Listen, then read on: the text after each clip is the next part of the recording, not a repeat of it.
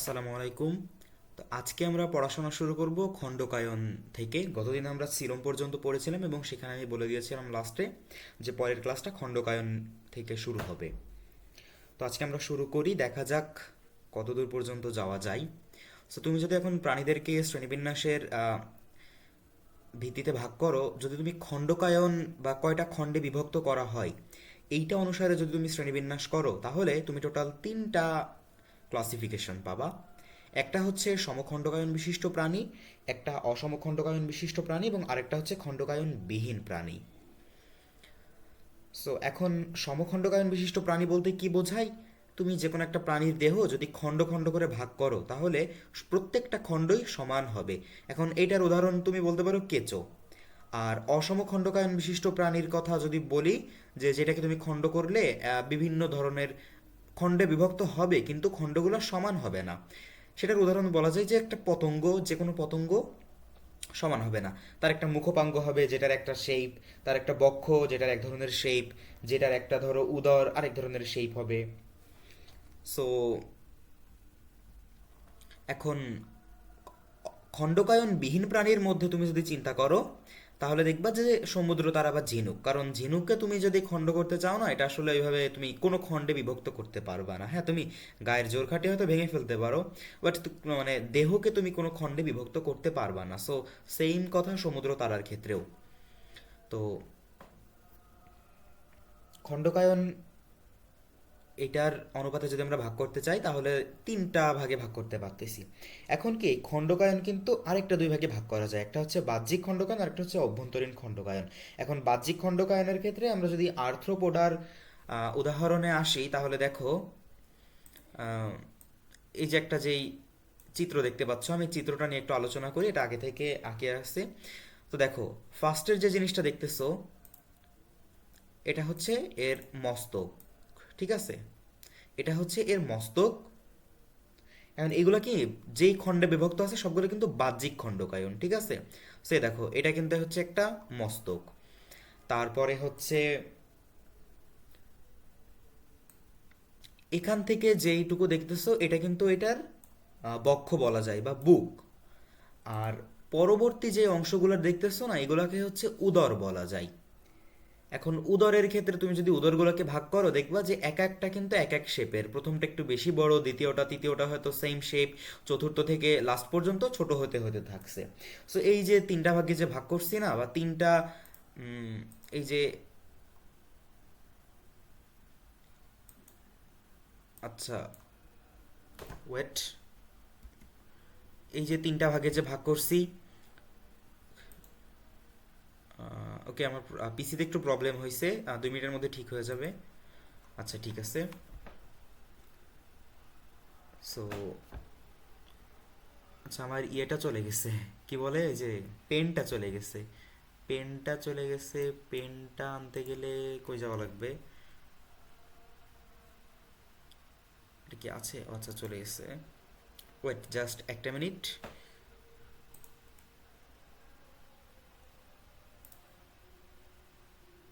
আমি আসলে হুট করে বুঝতে পারি না, এখানে কোনো একটা জায়গায় চাপ লেগে গেছিলো, সেই জন্য আর কি আমার পেনটা চলে গেছিলো। আচ্ছা এখন আসছে।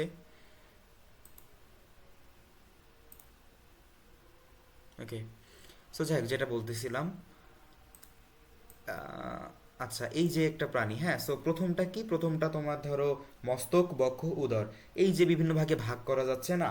তো এই যে আমরা বিভিন্ন অঞ্চলে ভাগ করতেছি, এই জিনিসটাকে অ্যাকচুয়ালি বলা হয় অঞ্চলায়ন। সো অঞ্চলায়ন, এটার ইংরেজি হচ্ছে ট্যাগমাটাইজেশন। এই যে বিভিন্ন ভাগে ভাগ করা হচ্ছে, এটাকে বলা হয় ট্যাগমাটাইজেশন বা অঞ্চলায়ন। ওকে। তো যাই হোক,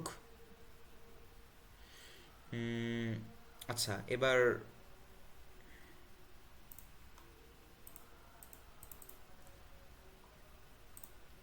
আসি একটা বোর্ড কোশ্চেনে। দেখো, খণ্ডকায়ন কি?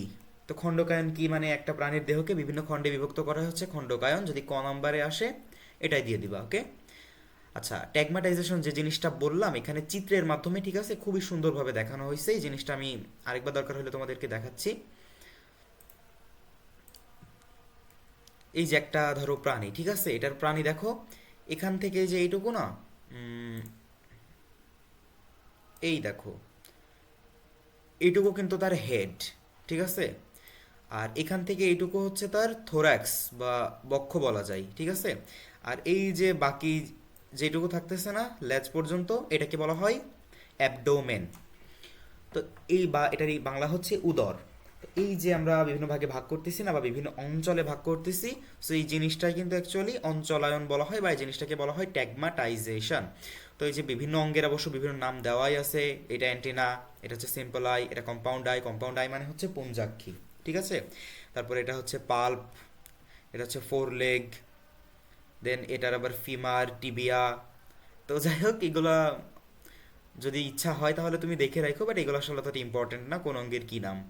তো ট্যাগমাটাইজেশনের জিনিসটা আসলে এই কনসেপ্টটা বুঝলেই হবে, ইটস এনাফ ফর ইউ। তো যাই হোক, এই জিনিসটা তো বুঝলাম। সো এবার আমরা পরবর্তীতে যাই, দেখি কি আছে। আচ্ছা, ট্যাগমাটাইজেশন নিয়ে আমরা একটা বোর্ড কোশ্চেন সলভ করি। কোশ্চেনটা হচ্ছে যে ট্যাগমাটাইজেশন বলতে কি বোঝো। এটা হচ্ছে অনেক আগে আসছিল, চট্টগ্রাম বোর্ড 15 সালে আসছিল। সো ট্যাগমাটাইজেশন বলতে কি বোঝো, এই যে বিভিন্ন অঞ্চলে ভাগ করা হইতেছে, বা এইভাবে তুমি আসলে প্রথমে খণ্ডকায়নের সংখ্যাটা দিয়ে দিলা যেহেতু ক্ষমার্কের, তারপরে কি অঞ্চলায়ন বলতে কি বোঝো, দেন চাইলে একটা ছবি আঁকাইতে পারো, বাট যদি গ নাম্বারে আসে তো মাস্ট তোমাকে আঁকাইতেই হবে। তো ছবি আঁকে জাস্ট কোনো রকম, এত পারফেক্ট ছবি আঁকার দরকার নাই, এই যে আমি এই চিত্রটাতে যেরকম ছবি আঁকাইছি না, জাস্ট এরকম ছবি আঁকাইলেই আর কি এনাফ। তো ওইভাবে আঁকিয়ে জাস্ট একটু বোঝাই দিলা যে এটা হচ্ছে মস্তক, বক্ষ, উদর, আর এটা জিনিসটাকে বলা হয় ট্যাগমাটাইজেশন। ওকে, আচ্ছা, এখন আমরা আসি নটোকর্ডের মধ্যে, ঠিক আছে? সো পাশে দেখতে পাচ্ছ একটা মানব কঙ্কাল। তো এখন এই যে কঙ্কাল, আমাদের যে কঙ্কালটা দাঁড়িয়ে আছে, আমাদের একটা বিল্ডিং দাঁড়িয়ে থাকে কি রডের উপরে বেস করে না, সেরকম একটা মানব কঙ্কাল দাঁড়িয়ে আছে কি মেরুদণ্ডের উপরে বেস করে, ঠিক আছে? সো এই মেরুদণ্ড জিনিসটাই আসলে না, এই যে তুমি যদি এখন এই কঙ্কালটার এখান থেকে কেটে ফেলো, কঙ্কালটার কিন্তু এইটুকু পড়ে যাবে, বাকিটুকু ঠিকই থাকবে। এখান থেকে কেটে ফেলো, এইটুকু পড়ে যাবে, বাকিটুকু ঠিকই থাকবে। বাট তুমি যদি এরকম কোনো একটা মেরুদণ্ড থেকে কেটে ফেলো না, সো কঙ্কালটা কিন্তু আর স্ট্যাবল থাকবে না। তো যাই হোক, সো কঙ্কাল মানে এই মেরুদণ্ড জিনিসটা অনেক ইম্পর্টেন্ট। সো এই মেরুদণ্ড জিনিসটা না, যদি আমরা এখন এই নটোকর্ড বলা হয়, ঠিক আছে? সো এখানে এই নটোকর্ড জিনিসটা দুই ভাগে ভাগ করা যায়। একটা হচ্ছে নন কর্ডেড, অর্থাৎ যাদের মেরুদণ্ড আছে এদেরকে বলা হয় নন কর্ডেড, আর যাদের মেরুদণ্ড নাই তাদেরকে বলা হয় নন কর্ডেড, এবং যাদের মেরুদণ্ড আছে তাদেরকে বলা হয় কর্ডেড। সো এখন তুমি যদি নটোকর্ডের ভিত্তিতে ভাগ করো প্রাণীদেরকে, তাহলে নন কর্ডেড এবং কর্ডেড পাচ্ছ। সো নন কর্ডেড প্রাণী হচ্ছে কেঁচো, ঘাসফড়িং, মশা ইত্যাদি ইত্যাদি আরও আছে, এবং কর্ডেডের মধ্যে আছে ব্যাঙ, সাপ, মানুষ। এখন এই কর্ডেডের মধ্যে না আরও কিছু ভাগ পাবা, ঠিক আছে? সো কর্ডেডের মধ্যে আরও যেসব ভাগ পাবা, তিনটা ভাগ পাচ্ছ কর্ডেটের মধ্যে।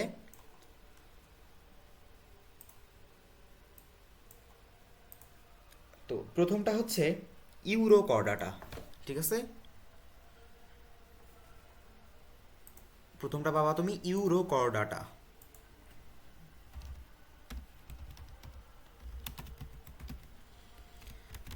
দ্বিতীয়টা পাবা সেফালোকর্ডাটা।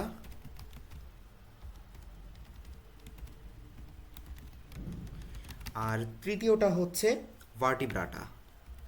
আচ্ছা, আমরা তো কর্ডেট প্রাণী, এটাতে নিতে কারো সন্দেহ নাই। এখন এই কর্ডেটের যে তিনটা ভাগ আছে, এই তিনটা ভাগের মধ্যে আমরা কোনটা সেটা বলো তো, কে বলতে পারবা? আচ্ছা, আমরা লেকচারেই আজকের লেকচারে না পাইলেও হয়তো নেক্সট লেকচারে এই জিনিসটা পাবো যে আমরা কোনটার মধ্যে আছি, ঠিক আছে? আচ্ছা, এখন এই যে তিনটা ভাগে ভাগ, ইউরোকর্ডাটা, সেফালোকর্ডাটা এবং ভার্টিব্রাটা। তো এখন পরে যাই, নটোকর্ড কি এবং কর্ডাটা পর্বের সদস্যদের কেন মেরুদণ্ডী প্রাণী বলা হয়, আই থিঙ্ক তোমরা পারবা। তারপরে বলছে যে বিশাল প্রাণী জগৎকে তাদের জীবনের পৃষ্ঠীয় নিরেট একটি বিশেষ গঠনের উপস্থিতির উপর ভিত্তি করে শ্রেণীবিন্যাস করা হয়েছে। ভার্টিব্রেটদের মধ্যে প্রথম উষ্ণ রক্ত বিশিষ্ট দলটি মেরু অঞ্চল সহ পৃথিবীর সমস্ত প্রাকৃতিক পরিবেশে বিস্তৃত।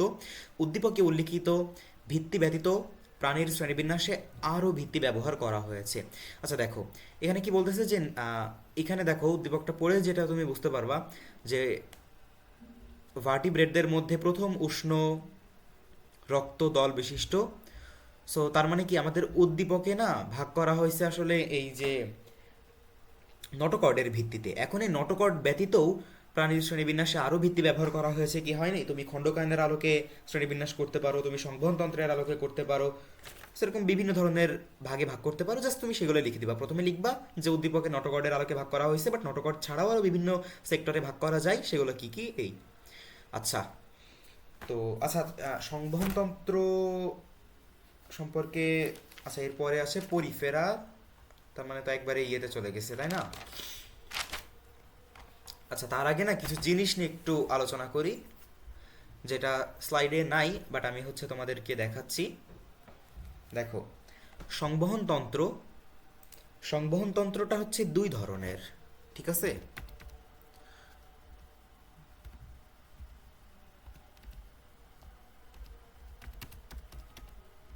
সংবহনতন্ত্রটা কি দুই ধরনের পাবা তুমি।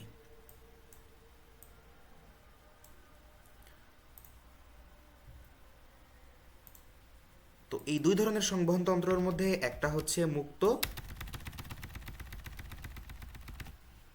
আর একটা হচ্ছে কি বদ্ধ।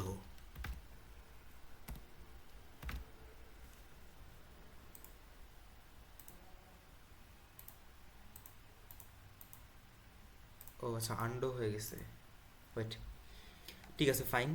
মুক্ত আর বদ্ধ। এখন এই সংবহন মুক্ত, এটা আবার দুই ভাগে বিভক্ত। এই যে মুক্ত দেখতেছো না, এটাও আবার দুইটা ভাগে বিভক্ত। একটা হচ্ছে অর্ধমুক্ত আর একটা হচ্ছে সম্পূর্ণ মুক্ত।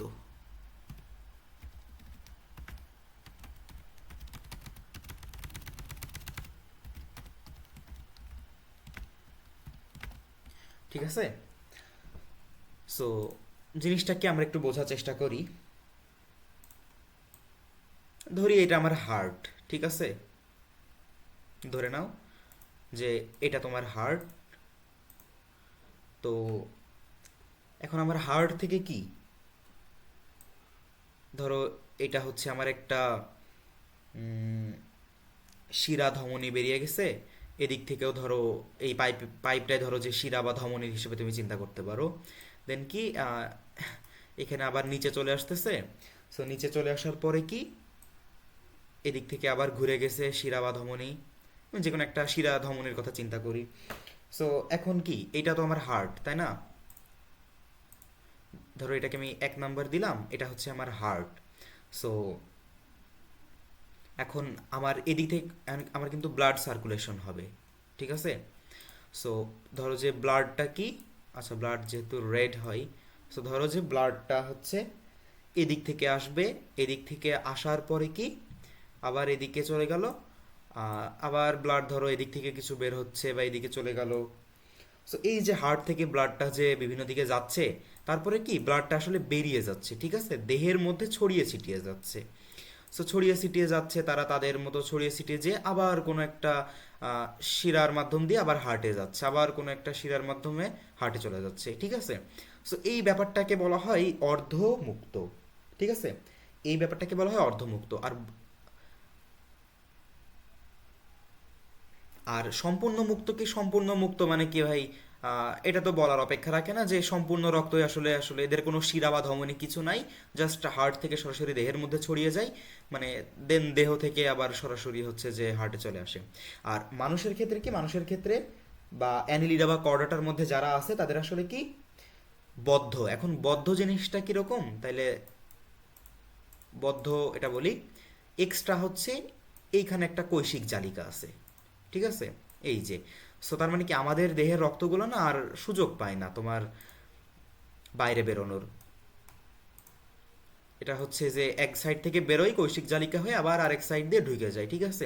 এখন বলতে পারো ঠিক আছে, আমাদের দেহের রক্ত তো তাহলে আমাদের শরীরের মধ্যে মিশে না, তাহলে হাতে হালকা একটু কেটে গেলে রক্ত বের হয় কেন? এই কোশ্চেন আসে না, আমার এই কোশ্চেনটা প্রথম আসছিল, ঠিক আছে, এই টপিকটা পড়ার পরে আমি যখন প্রথম পড়ছিলাম। সো এটার আনসার হচ্ছে আমাদের আসলে শিরাই কেটে যায়, বাট শরীরের মধ্যে তো অনেক শিরা আছে ক্ষুদ্র ক্ষুদ্র। সো আমাদের ওই হাতের মধ্যেও ছোট্ট কোনো একটা মাইনর শিরা থাকে, সেই জিনিসটা কেটে যাওয়ার ফলে কিন্তু রক্ত বের হয়, ঠিক আছে? সো আশা করি তোমাদের হচ্ছে এই যে মুক্ত সংবহনতন্ত্র বদ্ধ জিনিসটা ক্লিয়ার হয়েছে। সো বদ্ধ সংবহনতন্ত্র কাদের থাকে? এটা হচ্ছে অ্যানিলিডা এবং কর্ডাটাদের থাকে, ঠিক আছে? অ্যানিলিডা এবং কর্ডাটা। আর মুক্ত সংবহনতন্ত্রটা কাদের থাকে? এটা হচ্ছে আর্থ্রোপোডাদের থাকে। ওকে, এটা থাকে হচ্ছে আর্থ্রোপোডা, জানে যে তেলাপোকা আর্থ্রোপোডার কিন্তু, ঠিক আছে? সো আমরা ডিটেলস অবশ্যই আসবো।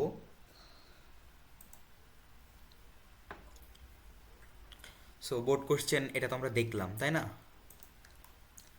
আচ্ছা, সো আমরা সংবহনতন্ত্র জিনিসটা বুঝছি। আচ্ছা, আরেকটা ভাগে ভাগ করা যায়, ঠিক আছে? সংবহনতন্ত্র তো পড়লাম, আরেকটা ভাগে ভাগ করা যায়। এখন আমরা পৌষ্টিক নালীর হিসাবে দেখব, ঠিক আছে? সো পৌষ্টিক নালী কিছু প্রাণীর আছে, কিছু প্রাণীর নাই, এই ভাগেও কিন্তু শ্রেণীবিন্যাস করা হয়েছে। ওকে, সো পৌষ্টিক নালী হিসাবে যদি আমরা ভাগ করি, সো অবশ্যই আমরা কি দুইটা ভাগ পাবো। এখন এই দুইটা ভাগ ভাই কি কি দেখো, প্রথমত একটা হচ্ছে নাই, আরেকটা হচ্ছে আছে, তাই না? একটা প্রাণীর পৌষ্টিক নালী নাই, আরেকটার আছে। এখন কথা হচ্ছে এই পৌষ্টিক নালী যাদের নাই তাদেরকে কি বলে? পৌষ্টিক নালী যাদের নাই তাদেরকে বলা হয় প্যারাজোয়া। আর যাদের পৌষ্টিক নালী আছে তাদেরকে বলা হয় এন্টারোজোয়া, ঠিক আছে? এখন এই যে প্যারাজোয়া, এরা কারা? প্যারাজোয়া হচ্ছে পরিফেরা পর্বের প্রাণীরা, ঠিক আছে? তার মানে কি, এক নম্বরে যেটা দেখতেছিলাম তারা পরিফেরা।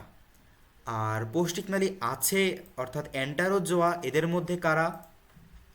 এদের মধ্যে হচ্ছে কি, নিডারিয়া থেকে কর্ডাটা।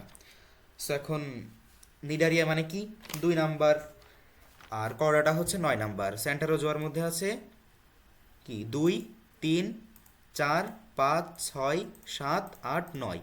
সো তার মানে কি 1, 2, 3, 4, 5, 6, 7, 8, এই 8টা হচ্ছে অ্যান্টারোজোয়া। সো নিডারিয়া থেকে কর্ডাটা পর্বের প্রাণী, এরা হচ্ছে অ্যান্টারোজোয়া এবং বাদবাকি এরা হচ্ছে কর্ডাটা, ঠিক আছে? সো আই থিঙ্ক বুঝতে পারছো। আচ্ছা, সো এবার প্রাণীর নামকরণের কথায় আমরা একটু আসি। দেখো, প্রাণীর নামকরণ এটা তোমরা মোটামুটি বই থেকে সবাই হয়তো শুনছো।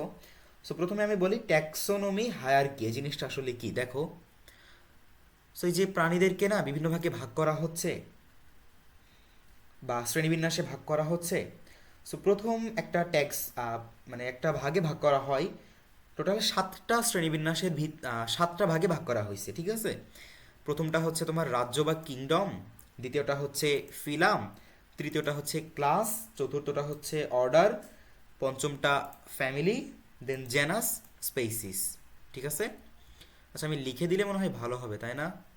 এইভাবে তোমরা হয়তো ফিল পাচ্ছ না আমার মনে হচ্ছে, কেন জানি, যদিও ক্লাসটা রেকর্ডেড।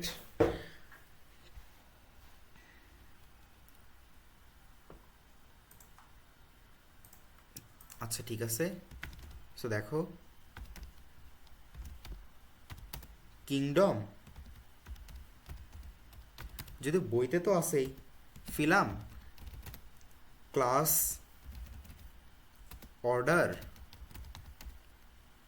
ফ্যামিলি, জেনাস আর স্পেসিয়াস। ওকে, সো এই যে 7টা ভাগে ভাগ আছে, 1, 2, 3, 4, 5, 6, 7। ওকে, সো এখন এই যে প্রত্যেকটা ভাগকে না একটাকে বলা হয় ট্যাক্সন, ঠিক আছে?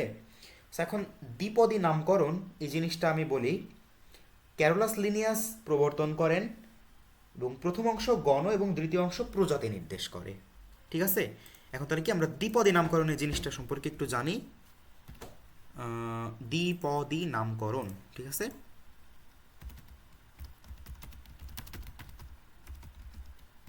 দেখো, দ্বিপদী নামকরণের ক্ষেত্রে প্রথম হচ্ছে ক্যারোলাস লিনিয়াস প্রবর্তন করেন।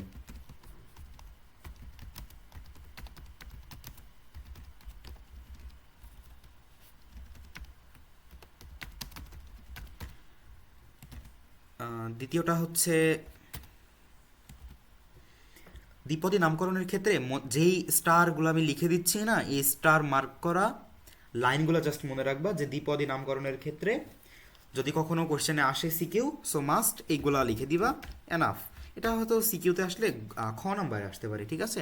সো ক্যারোলাস লিনিয়াস প্রবর্তন করেন প্রথম অংশ গণ,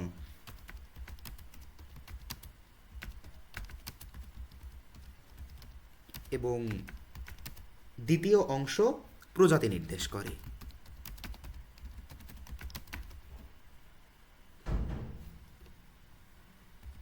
বা নির্দেশক, ঠিক আছে, প্রজাতি নির্দেশ করে বা প্রজাতির নির্দেশক। ওকে, দেন আরেকটা হচ্ছে, যেহেতু খ নাম্বারে আসার সম্ভাবনা, তাই 4টা লিখলেই হবে। সেটা হচ্ছে নামটি অবশ্যই ল্যাটিন বা ইটালিক অক্ষরে লিখতে হবে, ঠিক আছে। নামটি অবশ্যই ল্যাটিন বা ইটালিকৃত, ল্যাটিন বা, আচ্ছা দাঁড়াও, ইটালিক এটা তো আরেকটা বৈশিষ্ট্য, ল্যাটিন বা ল্যাটিনকৃত হতে হবে।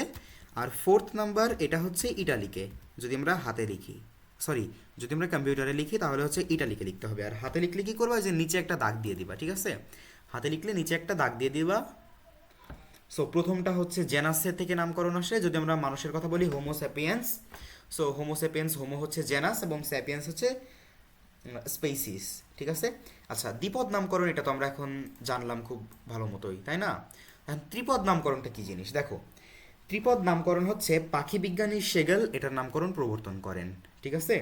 সেই যে চড়ুই পাখির নাম হচ্ছে প্যাসার ডোমেস্টিকাস। এখন এটা কিন্তু দ্বিপদ নামকরণ। এখন চড়ুই পাখির কিন্তু আরেকটা প্রজাতি আছে, সেটার নাম হচ্ছে প্যাসার ডোমেস্টিকাস নাইলোটিকাস। এখন ত্রিপদ নামকরণ কি, প্রথমটা হচ্ছে গণ, দ্বিতীয়টা হচ্ছে প্রজাতি, অর্থাৎ দ্বিপদ নামকরণের মতোই। বাট থার্ড জিনিসটা হচ্ছে উপপ্রজাতি, অর্থাৎ নাইলোটিকাস জিনিসটাই হচ্ছে উপপ্রজাতি। আচ্ছা যাই হোক, এটা জাস্ট বইয়ের মধ্যে তো অবশ্যই ব্যাখ্যা করা আছে, বাট যেহেতু আমাদের টপিকের অংশ, সো অবশ্যই এটা আমি আলোচনা করে দিলাম। ওকে, এখন তাহলে দেখো, আচ্ছা এটা হয়ে গেছে, পরিফেরার মধ্যে ঢুকি। দেখো,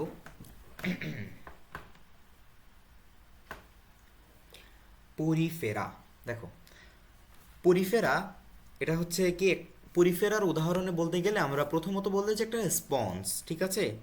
এই যে চিত্রে দেখতে পাচ্ছ না, এটা হচ্ছে একটা স্পঞ্জ।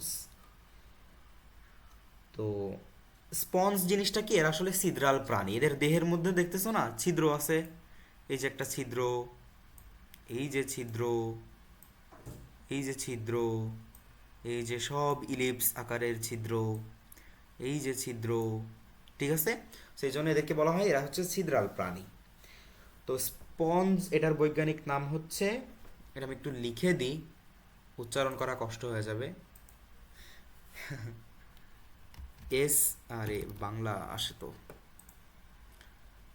বানানটা আমি একটু লিখে দিই, উচ্চারণ যে যার মতো করে নিও বা গুগল থেকে শুনে নিও। SCYPHA, স্কাইফা, ZELATINOSUM,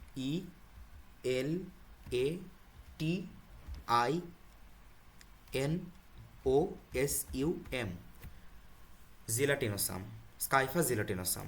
ওকে, এটা হচ্ছে স্পঞ্জের সাইন্টিফিক নেম।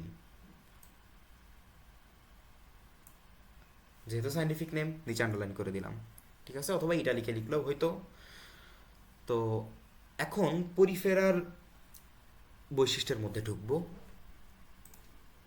দেখো, পরিফেরার বৈশিষ্ট্যের মধ্যে যদি আমরা যাই,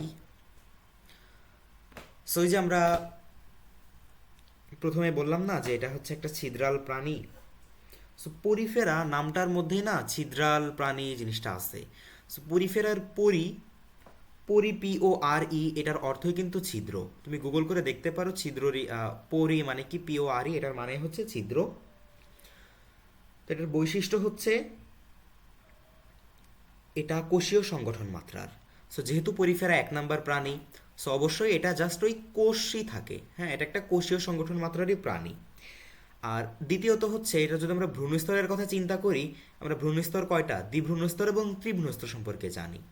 সো এখন এটা যেহেতু 1 নাম্বারের প্রাণী, so it has no any ভ্রূণস্তর, ঠিক আছে, এটার কোনো ভ্রূণস্তর নাই। 3 নাম্বার হচ্ছে অ্যাসিলোমেট। তো এই যে আমরা সিলোম পড়ছিলাম না, তো সিলোমের মধ্যে প্রথমটা, বা এটা হচ্ছে যে কি, অপ্রকৃত সিলোম, যেটাকে বলা হয় অসিলোমেট। সো যেহেতু এটা পরিফেরা 1 নাম্বার, সো সব 1 নাম্বার বৈশিষ্ট্যগুলো এটার সাথে লেগে যাবে, ঠিক আছে। সো এটা হচ্ছে কি অ্যাসিলোমেট। চতুর্থ হচ্ছে স্পিকিউল। এখন স্পিকিউল জিনিসটা কি, দেখো স্পাইক শব্দের অর্থ হচ্ছে কাটা। এখন এটার বডির না আসলে একটা কাটা কাটা গঠনের, যেটাকে বলা হয় স্পাইক। তো সেখান থেকে নামটা আসছে স্পিকিউল, এদেরকে বলা হয় স্পিকিউল প্রাণী, বা এদের দেহটা আসলে কি তোমার কাটার মতো, হ্যাঁ, বা কাটা কাটা গঠনের মতো। আরেকটা হচ্ছে স্পঞ্জিন। এখন স্পঞ্জিন জিনিসটা হচ্ছে ক্যালসিয়াম সমৃদ্ধ জৈব পদার্থ। সেই জিনিসটা তুমি মনে রাখবে, স্পঞ্জ থেকেই, স্পঞ্জের মধ্যে স্পিকিউল আছে, স্পঞ্জিন আছে। সো স্পঞ্জিন জিনিসটার কাজ হচ্ছে ক্যালসিয়াম সমৃদ্ধ জৈব পদার্থ। আর এদের দেহে একটা স্পেশাল কোষ থাকে, ঠিক আছে। সো যে কোষটা হচ্ছে কি কোয়ানোসাইট কোষ। মানে এরা তো কোষীয় সংগঠন মাত্রার প্রাণী, তার মানে এদের তো আর অঙ্গ তৈরি করার মানে সক্ষমতা নাই। সো এদের যাই ঘটুক না কেন, এদের কোনো হার্টও নাই, এদের কিডনিও নাই, এদের সব কিছু কোষই করে। সো যেহেতু যে কোনো একটা মানে এক কোষকে শুধু দায়িত্ব দেওয়া হয়েছে, সো অবশ্যই কোষ ভালোভাবে করবে, তাই না। তোমার আহ, দেখো, দেশের শান্তি শৃঙ্খলা রক্ষা করা কার কাজ? এটা অবশ্যই পুলিশের কাজ, তাই না। সো এটা যেহেতু অবশ্যই পুলিশের কাজ, এখন কোনো কারণে ধরো তোমার এই যে জুলাই আন্দোলনের জন্য পুলিশরা যখন মাইটটার খেয়ে ঘরের মধ্যে বসেছিল, সো তখন কিন্তু সাময়িকভাবে বিএনসিসিরা নেমেছিল, ঠিক আছে। সো বা ছাত্ররা ট্রাফিকে নেমেছিল। সো দেখা গেছে যে পুলিশের থেকেও তারা এখানে অনেক ভালো ভূমিকা রাখছে। সো এখন দেশে যেহেতু তখন কোনো পুলিশ টুলিশ ছিল না, মানে দেশে ছিল বাট বেরোনোর সাহস ছিল না, তো এই জন্যই আর কি তখন যেহেতু স্টুডেন্টদের উপরে এসে দায়িত্ব ছিল, সো অবশ্যই ওরা স্পেশালভাবে দায়িত্বটা পালন করছে। সো এর দেহে যেহেতু তোমার হৃৎপিণ্ড বা কিডনি এসব কিছু নাই, সো একটা কোষেরই যেহেতু সব দায়িত্ব আছে, সেই কোষটা অবশ্যই স্পেশাল হইতে হবে। সো স্পেশাল কোষের একটা নাম আছে অবশ্যই, সো এটা হচ্ছে কোয়ানোসাইট কোষ, ঠিক আছে। কোষ কোয়ানোসাইট। আচ্ছা, আরেকটা হচ্ছে কি পিনাকোডাম এবং কোয়ানোডার্ম। এখন ডার্ম শব্দের অর্থ হচ্ছে ত্বক। তো এখন পিনাকোডাম হচ্ছে তোমার বাইরের দিকের কোষ, এদের যেহেতু কোনো চামড়া নাই, সো বাইরের লেয়ারে একটা কোষ থাকে, সেটাকে বলা হয় কি পিনাকোডাম। আর ভিতরের দিকের কোষ থাকে, এটাকে বলা হয় কোয়ানোকোডাম। এটা একটু এলোমেলো হয়ে যায়, বাট পিনা, এই যে আমাদের এই যে কানের পিনা আছে, সো কি পিনা কোথায় আছে? কানে। কান কই? বাইরে ঝোলে, বডির বাইরেই তো, তাই না। কান তো আর দেহের ভিতরে না, বডির বাইরেতে দেখা যায়। সেভাবে মনে রাখবা যে বাইরের দিকের কোষটা হচ্ছে পিনাকোডাম, এবং তাহলে কি অপোজিটটা ভিতরের দিকের কোষই হচ্ছে কোয়ানোকোডাম। তারপরে এটা হচ্ছে দেখো প্যারেনকাইমুলা লার্ভা। এখন প্যারেনকাইমুলা লার্ভা জিনিসটা কি? ছোটবেলার দশা। লার্ভা মানেই হচ্ছে একদম ছোটবেলার দশা। তো একদম ছোটবেলায় যে অবস্থায় থাকে সেটাকে বলা হয় কি প্যারেনকাইমুলা, মানে এটার বলা হয় প্যারেনকাইমুলা লার্ভা, বা এটাকে বলা হয় অ্যাম্ফিব্লাস্টুলা লার্ভাও বলা হয় এটাকে।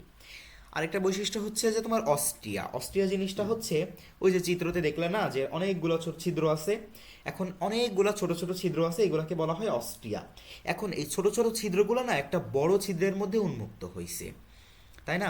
ঠিক দেখো, এই যে আমাদের এই যে বাথরুম, আমাদের বাথরুমের কি কমোডের মধ্যে যে ছিদ্র আছে না, মানে যেখান থেকে আমাদের মলগুলা চলে যায়। এখন দেখো, তোমার বিল্ডিংয়ে ধরো 6টা ফ্ল্যাট আছে। সো 6টা ফ্ল্যাটের প্রত্যেকটা ফ্ল্যাটে কি 2টা করে বাথরুম আছে। সো তাহলে দেখো প্রত্যেকটা বাথরুমে তোমার কমোডের মধ্যে কিন্তু ছিদ্র আছে। সব ছিদ্রগুলো কি একটা মানে পাইপ দিয়ে ছিদ্রটা চলে গেছে, তাই তো। সো এখন ওই প্রত্যেকটা ছিদ্র কিন্তু ওই দেখবা যে তোমার বাসার নিচে একটা হাউস আছে বড়, একটা বড় জায়গাকে কি হয়েছে উন্মুক্ত হয়েছে। সো এদেরও সেম সেভাবে তুমি ইমাজিন করতে পারো যে ছোট ছোট যে ছিদ্র বা ছোট ছোট অস্ট্রিয়া একটা বড় ছিদ্রতে উন্মুক্ত হয়, সেটাকে বলা হয় অস্কুলাম। ঠিক আছে, অস্ট্রিয়া ছোট শব্দ তাই ছোট ছোট ছিদ্র, আর অস্কুলাম বড় শব্দ, তাই হচ্ছে এটা বড় ছিদ্র বলা হয়। আরেকটা হচ্ছে কি নিশ্চল। নিশ্চল মানে এরা চলাচল করতে পারে না, একদমই নিশ্চল। আর এদের হচ্ছে তোমার নালীতন্ত্র আছে। আর আরেকটা জিনিস হচ্ছে স্পঞ্জোসিল, ঠিক আছে। আচ্ছা, নিশ্চল কিন্তু নালীতন্ত্র এদের নিশ্চল আর স্পঞ্জোসিল। সিল মানে কি? সিল মানে হচ্ছে গহ্বর। তাহলে কি স্পঞ্জোসিল, যেহেতু স্পঞ্জ, সো কি ছোট ছোট গহ্বর থাকে। সো এই যে ছোট ছোট ছিদ্র যেমন থাকে, ওরকম ছোট ছোট ছোট ছোট কি গহ্বর বা ঢালু স্থানও থাকে। আরেকটা বৈশিষ্ট্য হচ্ছে জিলাটিনাস মেসোফিল। জিলাটিনাস মেসোফিল এই জিনিসটা হচ্ছে জেলির মতো লেয়ার থাকে। এখন এটার অবস্থান কোথায় জানো? এটার অবস্থান হচ্ছে পিনাকোডাম ও কোয়ানোকোডামের ঠিক একদম মাঝখানে। সো ওই যে যেমন মেসোগ্লিয়া মাঝখানে ছিল না তোমার, সেম এরকমই ওইটা হচ্ছে তোমার পিনাকোডাম, অর্থাৎ বাইরের দিকের কোষ এবং ভিতরের দিকের কোষের একদম মাঝে আছে কি জেলাটিনাস মেসোফিল। এখন পরিফেরার শনাক্তকারী কিছু বৈশিষ্ট্য কি কি দেখো, পরিফেরার শনাক্তকারী বৈশিষ্ট্যের মধ্যে আছে ফুলদানি আকৃতির সরু দেহ। আমি চিত্রটাতে যাই। ফুলদানি আকৃতির সরু দেহ, দেখতেছো না শেপটা কি সুন্দর, ফুলদানির মতো লাগে না? তো ফুলদানি আকৃতির সরু দেহ, প্রত্যেক ফুলদানির মধ্যভাগ স্ফীত, দেহপ্রাচীর অস্টিয়া নামক ছিদ্রযুক্ত, যেটা তোমরা বৈশিষ্ট্যের মধ্যে পড়লা। দেহের মুক্ত ঊর্ধ্বপ্রান্ত অস্কুলাম পথে উন্মুক্ত, তার মানে এই যে ছোট ছোট ছিদ্র এগুলো সব অস্কুলামে উন্মুক্ত, এবং দেহের বদ্ধ নিম্ন প্রান্ত স্টোলনের সাহায্যে অবলম্বন বস্তুর সাথে আবদ্ধ। একদম নিচের যেই যে দৃঢ় বস্তু আছে না, সেটাকে বলা হয় স্টোলন। হ্যাঁ, এই স্টোলনের সাহায্যে অবলম্বন বস্তুর সাথে আবদ্ধ, অর্থাৎ এরা মাটির সাথে এভাবে আবদ্ধ থাকে। আর এই যেহেতু নিশ্চল, মানে গাছের যেরকম শিকড়, এদের সেরকম আর কি স্টোলন আছে। কোশ্চেন করছে যে পরিফেরা পর্বের প্রাণীদের কোন কোষটি ফ্লাজেলা যুক্ত? অবশ্যই কোয়ানোসাইট, ঠিক আছে, কোয়ানোসাইট এটা হচ্ছে ফ্লাজেলা যুক্ত। আচ্ছা, এবার হচ্ছে কোন পর্বের প্রাণীর দেহপ্রাচীরে অস্ট্রিয়া নামক ছিদ্র বিদ্যমান? অবশ্যই পরিফেরা। অস্ট্রিয়া কি? অস্ট্রিয়া কি? অস্ট্রিয়া হচ্ছে ছোট ছোট ছিদ্র প্রাণী। ছিদ্রাল প্রাণী কি? ছিদ্রাল প্রাণী হচ্ছে পরিফেরা বা স্পঞ্জ, ঠিক আছে। আচ্ছা, সো আজকে আমরা এই পরিফেরা পর্যন্তই পড়লাম। আমরা নেক্সট ক্লাসটা শুরু করব কি থেকে? নেক্সট ক্লাসটা শুরু করব নিডারিয়া থেকে, ঠিক আছে। 30 মিনিটসের ক্লাস হয়ে গেছে, সো আর বেশি লংগেস্ট করব না। সো তোমরা যতটুকু আর কি ক্লাসের মাধ্যমে রিভাইজ হয়ে গেল, তোমরা একটু বইটা রিডিং পড়ে নিও, পরিফেরাটা যথেষ্ট ভাই, যথেষ্ট। সো নিডারিয়াতে এরকম আহামরি কিছু নাই। সো তারপরেও কি আমরা হচ্ছে নিডারিয়া, প্লাটিহেলমিনথিস, নেমাটোডা এগুলো আর কি দেখবো। সো আজকের ক্লাসটা এই পর্যন্তই।